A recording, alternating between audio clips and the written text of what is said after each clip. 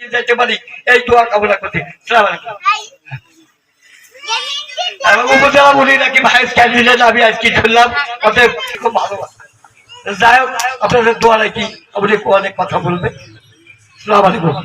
আজকের অনুষ্ঠানের সম্মানিত সভাপতি জনাব মোহাম্মদ রেজাউল হক মাস্টারকে আজকের অনুষ্ঠানের শুভ উদ্বোধন ঘোষণা করবার জন্য এই পর্যায়ে কিছু বলবার জন্য আহ্বান জানাচ্ছি বেদবাড়িয়া গ্রামের পল্লী চিকিৎসক টুটুল আহমেদকে। জনাব মোহাম্মদ টুটুল আহমেদ। আলোচনা করছি যখন আপনারা কেউ আসছিলেন না, কয়েকজন আসছিল অবশ্য। আমরা 4টার সময় এখানে আসছি, তখন আর বাগানে কেউ পায়খানা যেত না। আমি একটু লক্ষ্য করতাম যে প্রত্যেক বাড়িতে রিং স্ল্যাব বসে একটা পায়খানার ব্যবস্থা করেছে।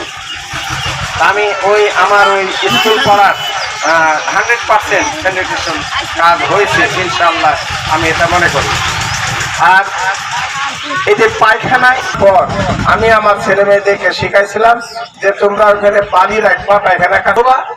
আর যদি ছাই না পাও, যদি তোমরা আজকাল মানে উন্নত সময় তো, তাই তোমরা উন্নত ভাবে জীবন যাপন করতে চাও, একটা সাবান, ছোট্ট একটা সাবান 10 টাকা দিয়ে কিনে ওই রাখবা, পরিষ্কার করে 2 হাত পরিষ্কার করে দেবা। এবং অবস্থাও আমরা এখানে করেছি। যাই হোক, আমার ছেলে মেয়েরা সেইগুলোর থেকে সচেতন হয়েছে আমি মনে করি। তবে একটা সচেতন হয়নি, বাল্য বিবাহটা।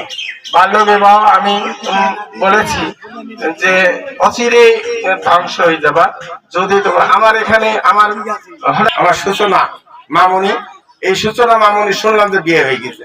ম্যাট্রিক পাস করলো না মেয়ে আমার, ও শুনলাম যে বিয়ে হয়ে গেছে। তো আসলে এই যে মেয়েটার যে বাচ্চা মেয়ে বিয়ে হয়ে গেল, এর পরবর্তী জীবনটা কেমন? 5-4টা মেয়ের সাথে বিয়ে পড়াচ্ছে। আমি তাই কষ্ট পেলাম 1 বছর পর।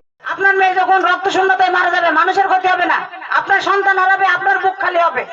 সামাজিক কুসংস্কার গুলি বাদ দেন। পাড়ার লোক বললো, এ ঘটক বললো, কার কি আসে যায়? আমার সন্তান মানুষ হবে, দেশের জন্য। আপনার কাছে অনুরোধ, আমার জন্য দোয়া করবেন, আমাকে ভোট দেবেন, আমাকে ওই শিক্ষিত যোগ্য ব্যক্তিকে একটি চেয়ারে বসাই, তাহলে কিছু না কিছু সমাজ উপকৃত হবে। আমাদের সবাই দোয়া করবেন। সবাইকে ধন্যবাদ।